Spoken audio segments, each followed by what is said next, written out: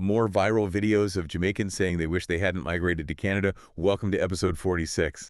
For so many Jamaicans, the idea of coming to Canada has always been like this huge symbol of hope. Mm-hmm. Like, a way to find better opportunities, have a better quality of life. Right. Especially when you look at like the economic situation and just the career options back in Jamaica. Yeah.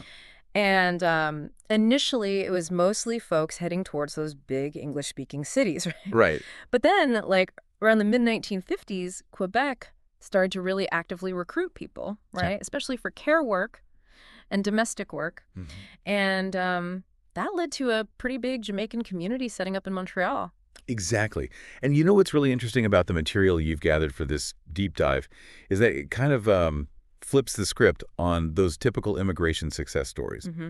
We're going to be looking at the side that doesn't get as much attention, the downsides of life in Canada, Right. as told by, Jamaicans who actually made that move. Mm-hmm. What we want to do is dig into those places where the reality of living in Canada clashed with what people expected it to be like. Yeah. Okay, so let's get into it. One thing that jumps out from these sources is this theme of what we might call unwanted migration, and this powerful nostalgia for Jamaica. Mm. Like, take Miss Brown's story, for example. She actually never wanted to leave Jamaica.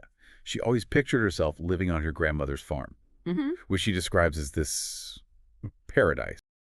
So for her, moving to Canada wasn't this exciting new chapter. It was like this big break. Right. And she talks a lot about how much she misses that paradise she had to leave behind. What's so interesting about Mrs. Brown's story is that it really highlights how, for a lot of people who migrate, there's this myth of return, Mm-hmm. even when things might be tough back home, the way they remember it.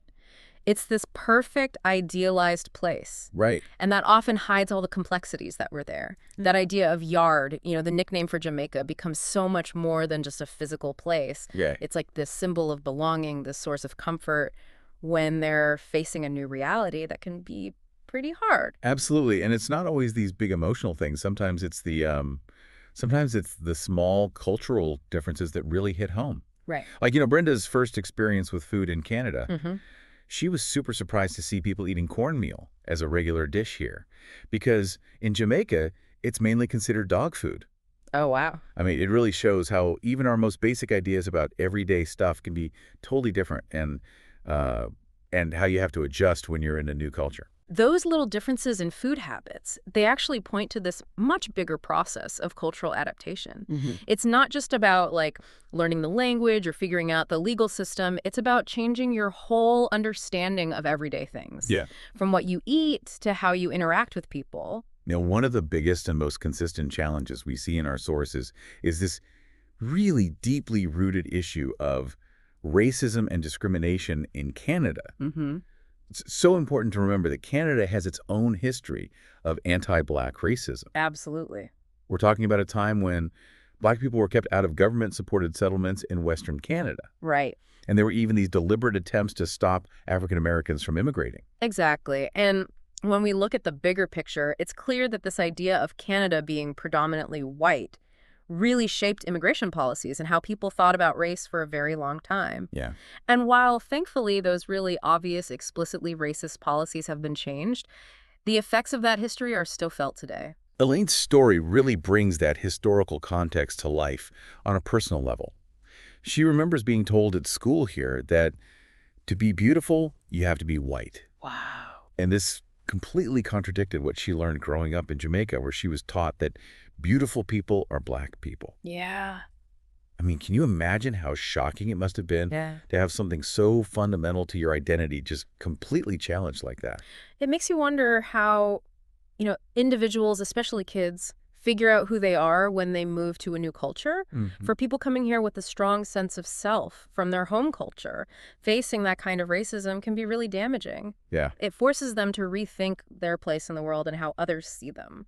And it's not just these individual hurtful experiences. Right. The sources also talk about systemic racism in Canada, which, as I understand it, is about how racist biases are built into the institutions and policies of society. Exactly. And this leads to real inequality in things like jobs, housing, and healthcare, even when you don't see obvious individual prejudice.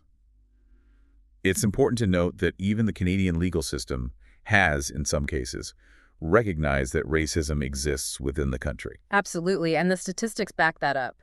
We see that Black people experience way more negative outcomes across the board in health, education, housing, employment. Mm. This isn't just coincidence. It shows that there are deep-rooted systemic issues that need to be addressed. The ethnography, Strangers in the New Homeland, gives some really striking examples of how this systemic racism plays out in the Canadian education system, particularly for Jamaican students. Yeah. There were cases where students who had learned a European-based curriculum in Jamaica were wrongly labeled as illiterate or placed in grades lower than what they should have been in. Wow. Like Aaron, for instance. He talks about being put a whole year behind. Oh, wow. And Belinda was put in ESL classes even though she spoke English fluently. It's so concerning to see these things happening in the education system because it can have a lasting impact on a child's future and how they feel about themselves. Yeah. Imagine coming to a new country, excited to learn, and then being made to feel like you're not good enough. It's because of prejudice. Yeah. It sends such a negative message right from the start. Another concept that comes up is gendered racism, which highlights a specific type of discrimination faced by Black women.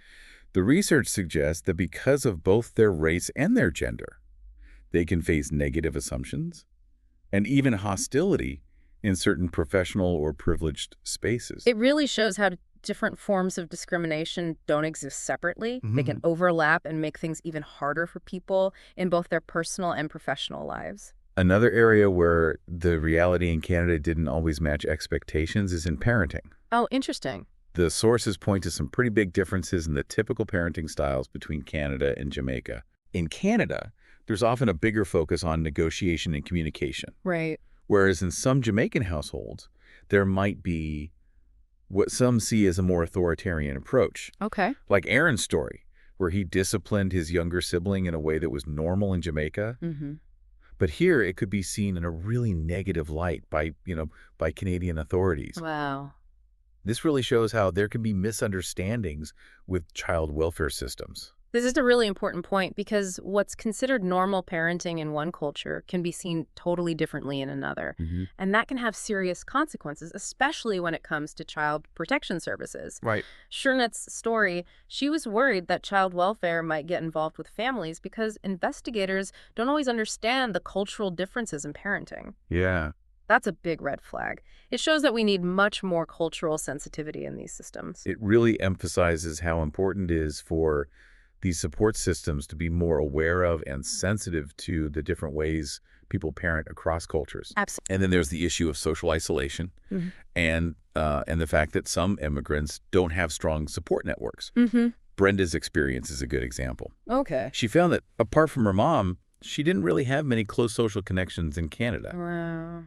Which is kind of sad, right? Yeah. Especially because Canada is often portrayed as this very welcoming and open society. It really challenges that idea, doesn't it? Yeah. That it's easy to fit in here socially. For some immigrants, making those deeper connections beyond their immediate family can be really tough. Right. And it can lead to feelings of loneliness, even in diverse cities like Montreal. And it's not always because people don't want to connect. Right. Sometimes they just don't know about the support systems that are available to newcomers. Yeah, that makes sense. Like, Elaine's mother worked so hard, often facing really tough situations. But she didn't even know about the resources that could have helped her. This shows just how vital it is to make sure newcomers know about the different support services that are out there. Yeah. And that information needs to be presented in a way that they can understand and relate to. Right. Otherwise, they can't benefit from those services, and they might end up struggling more than they need to. It's all these challenges that can lead to a sense of disillusionment. And in Strangers in the New Homeland, some participants even reached out to their families in Jamaica and the U.S., saying they wanted to go back home. Wow. That really shows the gap between what people hope for when they come to Canada and the reality they face. It's really significant when people who've made such a big decision to move to a new country start thinking about going back where they came from. Yeah. It suggests that the difficulties they're experiencing are outweighing any benefits of staying. Right. It highlights how important it is to talk about these less discussed downsides of immigration. So, as we wrap up this deep dive, it's clear that these experiences shared by Jamaicans in Canada give us some really valuable insights into how complex immigration is. Mm. We've looked at the emotional burden of unwanted migration, the pull of nostalgia, the stark differences in cultural norms, the reality of racism in all its forms, the challenges of parenting in different cultures, and how social isolation can lead to disillusionment. And it's so important to recognize that these shared downsides offer a really critical perspective. Mm, They show us the nuances of what it's like to immigrate to Canada that we don't always hear about. right. It reminds us that immigration isn't always a smooth path to a better life and that there can be serious challenges. So this is where things get really interesting. Okay. Given these firsthand accounts, how can societies like Canada better understand and address that gap between the promise of a new life Yeah. and the sometimes harsh realities that immigrants face? What concrete steps can we take, both individually and as a society, to create a truly inclusive, equitable, and supportive environment for everyone who chooses to make a new place their home? Mm-hmm. That's a question we all need to keep thinking about.